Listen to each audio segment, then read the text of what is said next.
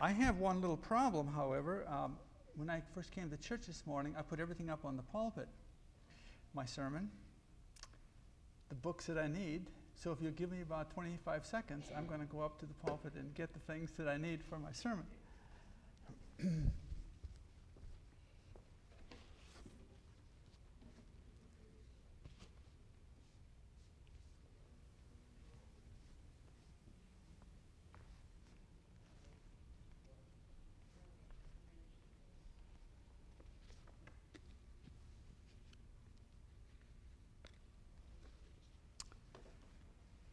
Oh, that's right. I don't need a mic. Thank you.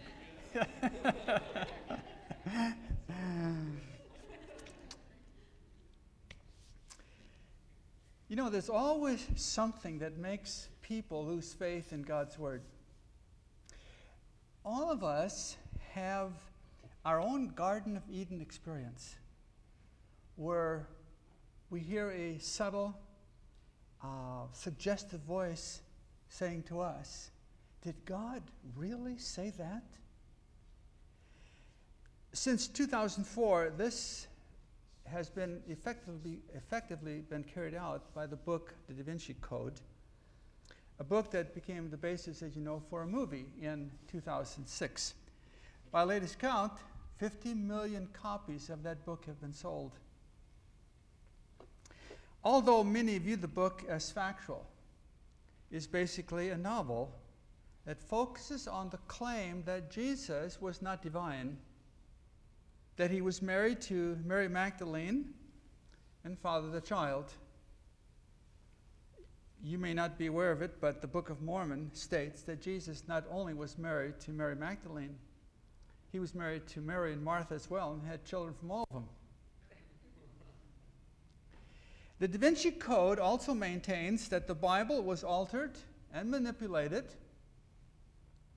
by Constantine especially, and that all of this new and enlightening information about Jesus that was kept as a secret all these years by a small sect in the Roman Catholic Church called Opus Dei, that's sort of the kind of the rough basis of the Da Vinci Code. Well, the book is well written. It's entertaining. Conspiracies always have a way of keeping people's attention, doesn't it? It boasts impressive historical citations, but the problem is that the history it cites is fictitious and unreliable. I would compare it to an author writing a book claiming that it was true and factual, and then to discover that his primary source was the National Enquirer. I say that because the author of the Da Vinci Code quotes such materials as the highly suspect Gospel of Judas and other Gnostic books and writings of the 2nd and 3rd century. And of course, you're familiar with the word Gnostic. It means to know, because the Gnostics were people who thought that they knew, had kind of a privy to secret knowledge that was not available to others. Now, let me ask you a question. Why is history or historical sources so important to, especially the Seventh-day Adventist? Christianity stands apart from all other religions because it is an historical religion. It is based on true and historical events revealed to us in the Bible. In other words, we view Scripture as an accurate account of reality, the way things really were, the way things really are, and the way things will really be. No myth, no fables about it at all. I want to take a look at some scripture of non-Christian religions this morning. I'm going to start with a religious book that the Hindus use. Their main scripture is the Bhagavad Gita. And if you can't spit out Bhagavad Gita, you just say Gita, that's sufficient. And in the United States, there is a sect of Hinduism that's very popular called the Hare Krishna. Are you familiar with the Hare Krishna? Shaven heads with little ponytails sticking out there. And they have put their own American version out called the Bhagavad Gita as it is. It's written in English, taking statements out of the Gita. Well, that's primarily the Hindu Bible. The Buddhists don't really have a scripture. They have a lot of materials, a lot of writings. This one here is called The Teachings of Buddha. When I was teaching in Loma Linda Academy, I would have my students do visitations at different churches, and they would go to the Buddhist temple and other churches in the area, and came back with some very interesting experiences. But these books do have an introductory chapter that's historical. In other words, they give a little background history. But 99% of what Hindus and Buddhists believe is just religious teachings. It's not really historical. Now, the history that's given in each case in those two books is, I think, folklore and myth. For example, in the book on Buddhism, it says that one day Queen Maya dreamed that a white elephant entered her womb and she became pregnant and thus gave birth to Siddhartha Gautama, the founder of Buddhism. I don't know if you're aware of the fact, but Siddhartha Gautama, that was his real name, and one day he experienced enlightenment and he took on the name Buddha, which means the enlightened one. And so, Buddhism. But in this book it says that this is how Gautama was born. This elephant came into her. And it says the birth took place in one moment of pleasure. I'd go for that, wouldn't you? I mean, you know, a lot of us would trade that in for what most women experience, but not in her situation. Now, to modern Buddhists, it doesn't make any difference whether those stories are true or not. It does not affect their faith and their worship. Now, there is one holy book, other than the Bible, that is very historical. That is the Book of Mormon. It's primarily history, or a lot of history. Supposedly, the Book of Mormon was copied from golden plates that were hidden in the ground in upstate New York. They were found by Joseph Smith. He copied it, and thus the Book of Mormon. It basically is a history book that covers 1,000 years, from 600 BC to 100 AD. History of events that occurred in the Americas during that time period. Now, not only have the golden plates never been found, we don't know that anybody ever saw them other than Joseph Smith. There is no archaeological evidence for any coin, any person, any city named in the Book of Mormon. There's never been any evidence found for their existence. The lack of historical evidence casts doubt on the validity of its teachings.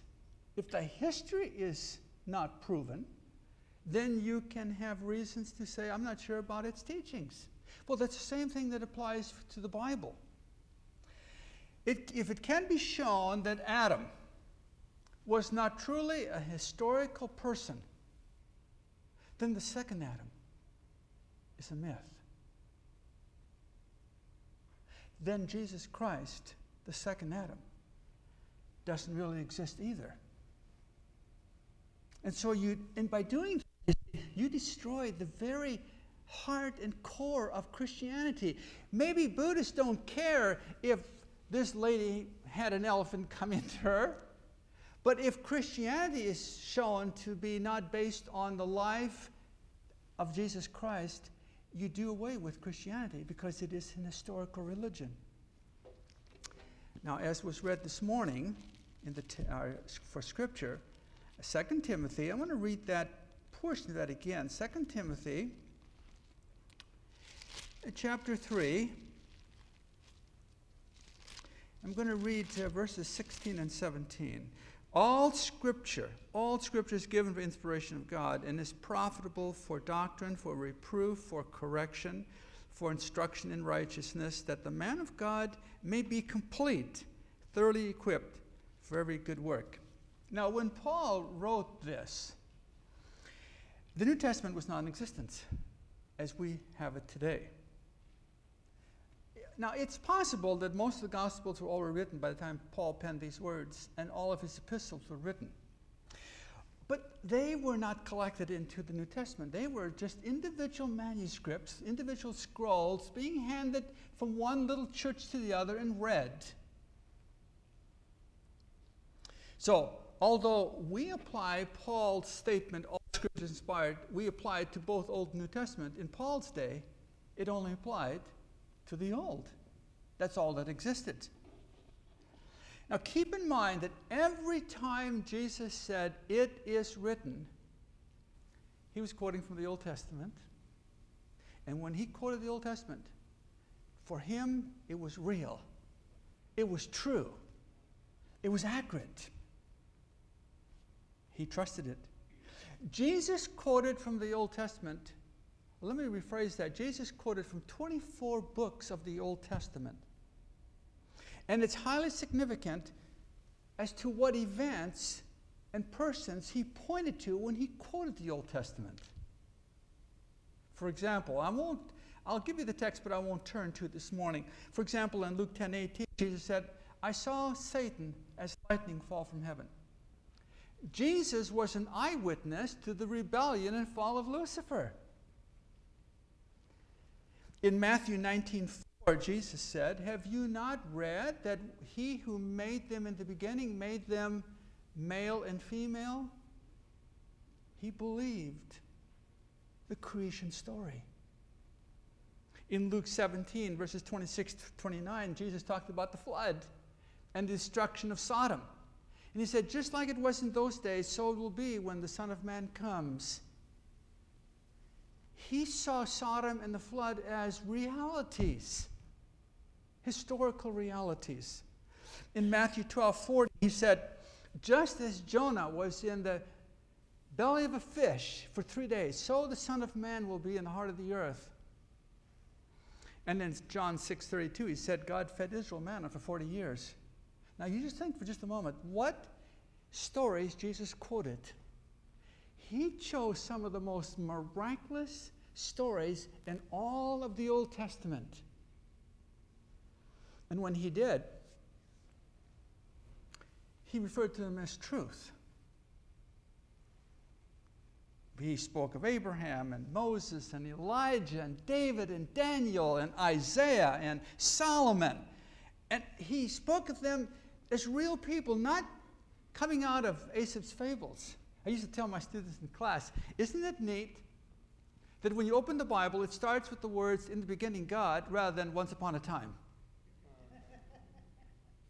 It changes the whole picture, doesn't it? We don't have a once upon a time scene. Sometimes when you read the Bible, you say, oh, there's so much history and all these begats and so forth. Be thankful for begats. Because they were real people with real births and names and places. You see, God is establishing for you the truth of the Scripture so that you can also believe its teachings. Now, the word Scripture simply means holy writings. And every religion in the world has its own Scripture. So when you talk about, for example, the Scripture of Christianity, we're talking about the Bible. By the way, what's the word Bible mean? Yeah, little books. Yes, little books. Now, most of you know that the Bible was not always in the form of little books. In the course of history, our Scripture has experienced numerous changes in form, while at the same time, its message was constant and unchanging. Christians believe that divine revelation first came to the human race in the Garden of Eden when God spoke directly to Adam and Eve. That was the beginning of their Scripture. We can't call it Scripture because it wasn't written down, but that was the beginning of divine revelation. It is here that God first communicated what Adam and Eve needed to know about life and how they were created and what life was all about and guidance for their lives in the garden. He told them about Lucifer's rebellion, and then when they sinned, he said, look, I have a way of salvation for you. That's all the beginning of Scripture. Now, from that time on, for the next 2,500 years, divine revelation was given and passed on from one generation by word of mouth. Nobody could read or write before that time. That would be time of Moses. We think of Moses being the writer of the first 5 books of the Bible and the book of Job, and that was about 1500 BC. So from the time of creation to Moses, we know that was at least 2,500 years. It could be much longer. And there was no Bible. It was just passed on by word of mouth.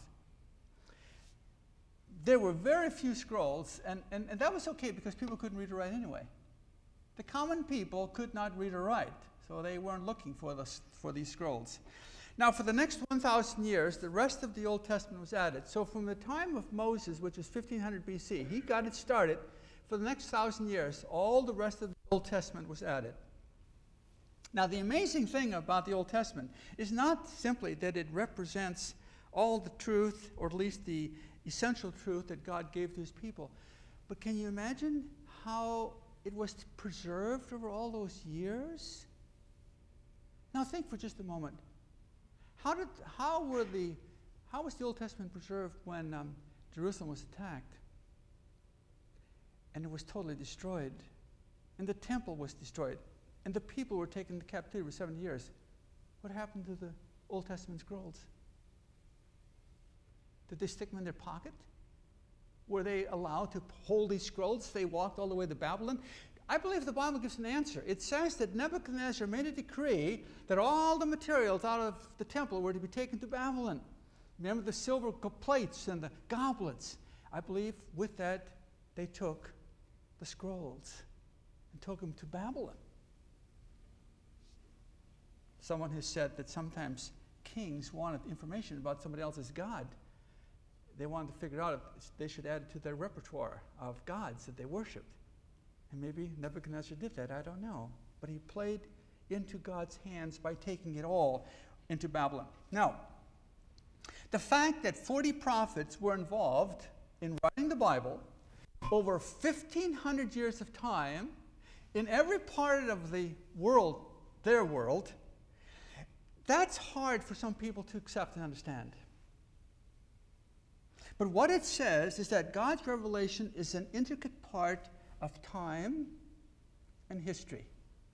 Whenever God communicated with his people, whether it was a promise, a command, or a prophecy, it was invariably related to what was happening in the lives of people. In other words, revelation was God's way of dealing with the problems at hand. They just kind of go together. Let's compare the inspiration of the Bible with the Quran for just a moment. The Quran is not quite as large as the New Testament, just a little smaller. It's been said that the Quran is the book most memorized of any book in the world today. I'd heard one time that people who graduated from the University of Egypt had to memorize the Quran. I have seen it mentioned over and over again. I assume it's true. Now, let's compare how the Quran was put together in contrast to the Bible. The Quran was written by just one man. The Bible was written by 40. The Quran was written within 23 years of time. 23 in one place. Well, actually 2 places, but in the same area. One man within 23 years wrote this book. Now, Muslims today acknowledge that the Quran, there were some things added after Muhammad died.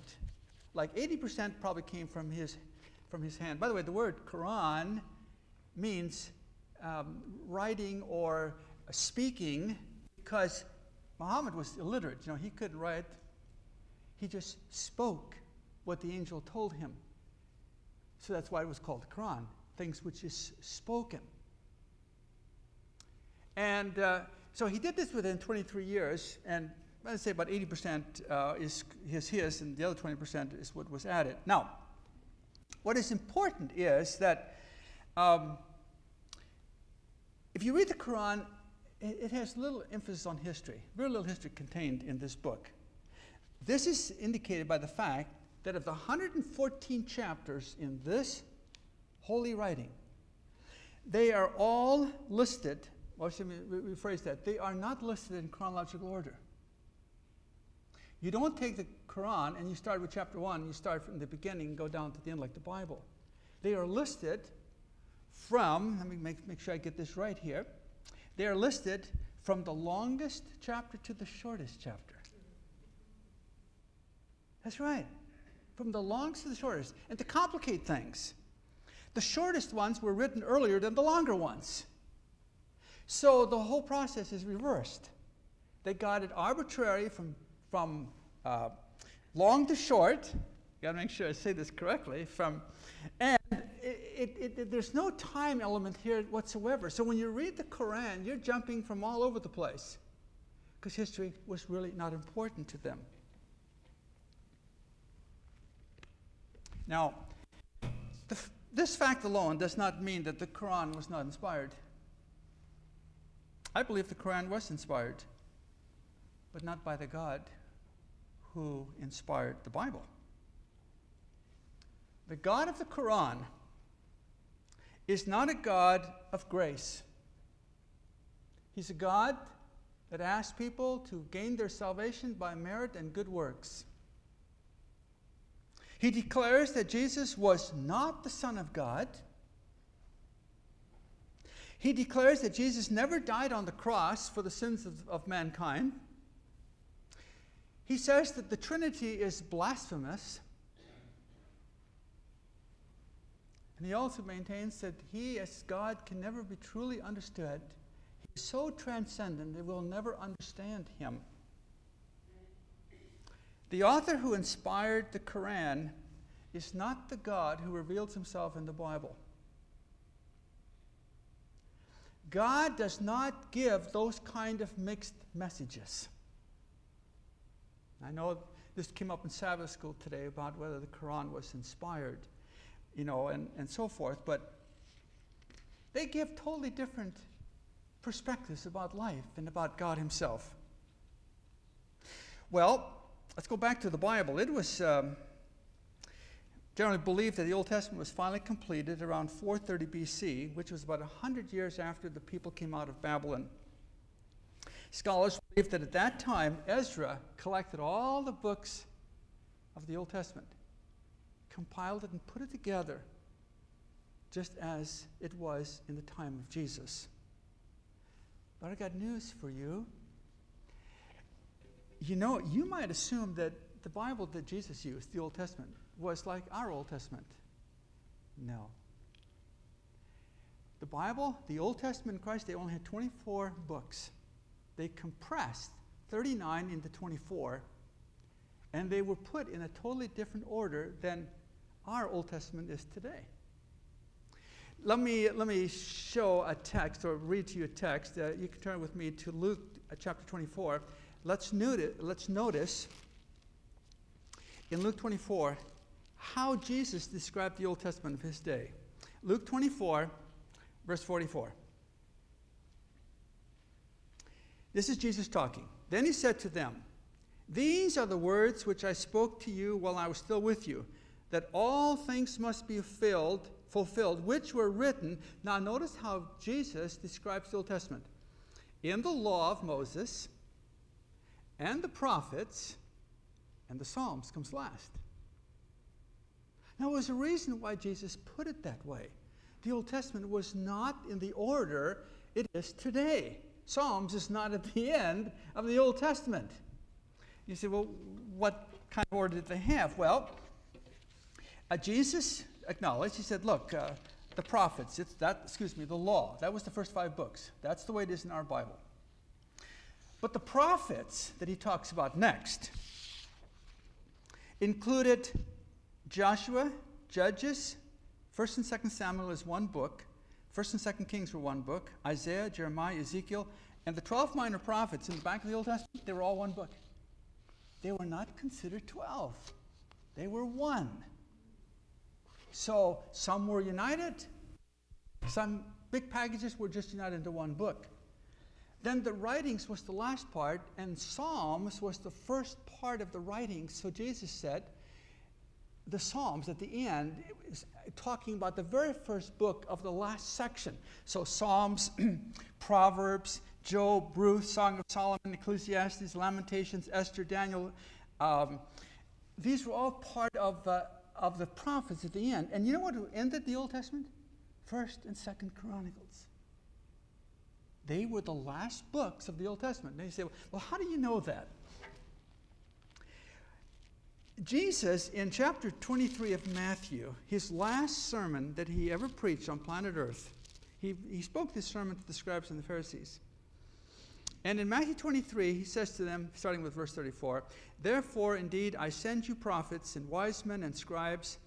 Some of them you will kill and crucify, and some of them you will scourge in your synagogues and persecute from city to city, that on you may come all the righteous blood shed on the earth, from the blood of righteous Abel to the blood of Zechariah." Now, why did he stop with Zechariah? By the way, this Zechariah had nothing to do with the Zechariah that is one of the little books in the back of the Old Testament. Why did Jesus say to them, look, as I look back in history, from the very first martyr to the very last one, you're guilty. Do you know where you find the death of Zechariah? In 2nd Chronicles chapter 26. That's where you find the death. And so Jesus was emphasizing here something that we kind of take for granted. We just think the Old Testament was like our day. But so 2nd Chronicles was actually the last book which records the story of Zechariah's death. And so Jesus uses that to illustrate his point. Some of us may be aware of the fact that when you take a look at all these history books in the Old Testament, that 1st and 2nd Samuel and 1st and 2nd Kings are simply repeated in 1st and 2nd Chronicles. It's a repeat. What we need to understand is that 1st and 2nd Kings and 1st and 2nd Samuel were written before they went into Babylon, like in the maybe 600 or 700 years before the time of Christ. But the Chronicles was written after they came back, possibly. Chronicles was the very last book that was written, therefore it was placed last, even later than Malachi and so forth. And this kind of, gives us a little different view, and that's why I entitled my sermon today, The Changing Scripture. It really is a changing Scripture. It has not kept its form down through the ages. There was something that I noticed in my study. Recently I've been reading through some of the historical books of the Old Testament, and I found something very, very interesting. In 2 Kings, chapter 10, verse 34, I want you to notice something that the authors of Kings and Chronicles did very frequently. And I'm going to just read it here, 2 Kings, chapter 10, verse 34. He says, "Now the rest of the acts of Jehu, the king, and all that he did, and all his might, are they not written in the book of Chronicles of the kings of Israel?" Now, about 20 times as you read the Old Testament, you find that the people who wrote Kings and Chronicles were copying from other books. Notice what it says here. He says, now look, if you want to read the rest of what the king did, you can go to that book that I used. He is suggesting that when you read Chronicles, there wasn't some great glorious vision in which these men were given in vision history. They went and read history books, took what they liked, and said, if you want to read more, go to that book. I found in the Old Testament 14 references to history books that the authors of the Bible quoted. They studied history. That leads me to believe that when we talk about inspiration, this doesn't mean that God, communicated with some people directly or he spoke to them in visions and dreams. What it means is that God helped some people select the right parts of history books that they were reading and put it into the Bible. That is so crucial for us to understand. Why? Because I remember in the Adventist church, when people found out that Ellen White actually quoted from other books, they sort of assumed that everything she got was by vision and dreams. There were people in our church, pastors, who quit our church because they discovered that Ellen White actually quoted history books. Didn't she claim to be a prophet? Why was she quoting? Because she was simply doing what the other prophets did. They read, took what they felt was best, felt that God was guiding them. Don't have time this morning, but in the little book, Great Controversy, in the very introduction, she says, I quote it. And we do know that the book, The Great Controversy, was the result of a vision, Ellen White, that lasted 2 hours. But she also took time to read. As she explained the Reformation and the Dark Ages, she used history books. Luke himself did it. We find, for example, when Luke starts his gospel, he writes, many people have set out to write accounts about the events that have been fulfilled among us. They used the eyewitness reports circulating among us from the early disciples. Having carefully investigated everything from the beginning, I also decided to write a careful account. So what's Luke saying? Luke never met Jesus. He never saw him. Yet he writes a whole gospel of the life of Christ. Where does he get all that information? He studies books. He writes from what he reads. He said, I'm going to put it together. And I think that as Adventists, we need to give Ellen White the same privileges that we give to Luke and we give to Old Testament prophets. And so it seems for me that when we talk about the Bible was inspired, we always think of these visions and dreams. But we need to remember that God was guiding when these men were reading history books and saying, I feel like I need to take out that particular paragraph. I like that particular description. That was part of the inspiration of God's Word. You know, the New Testament, as we have it today, the 27 books, they were not in that form until the year 367 AD. Don't assume that when these 27 books were written, that people just voted and said, let's go for it. It took the church 250 years to figure out what they should include in what it would be called the New Testament. Some people said, I think we should add at least 37. Some said, no, I think 16. They didn't all agree. And finally it was agreed, the 27 that we now have. It took them 250 years. And what I see from that is that God works carefully in establishing and confirming His Word. He's in no rush. He takes his time. Now, the allegations that the authors of the Bible were misled concerning historical data or confused about what they were writing about, and now they have to be corrected by information in the Da Vinci Code, is ludicrous. It has no basis whatsoever. Or that there was some kind of conspiracy to hide the real truth about Jesus. Doesn't have any credible evidence. Well, I say this because maybe in this church there's no one here whose faith has been shaken by this book, but there are a lot whose faith has been shaken. My father had a statement that I never forgot that he would quote to me quite often. It went like this: Don't throw away the old bucket until you know the new one doesn't have any holes in it. Why should we lose faith in God's Word that has proven itself to be historically true and trustworthy and accurate, and then turn around and believe what men say, what men have done, what they have predicted? And they're basically biased and untrustworthy and sometimes totally unreliable. As far as I'm concerned, it's what men have done that's the bucket with the holes. And I'm not going to trade in the old one for the new one.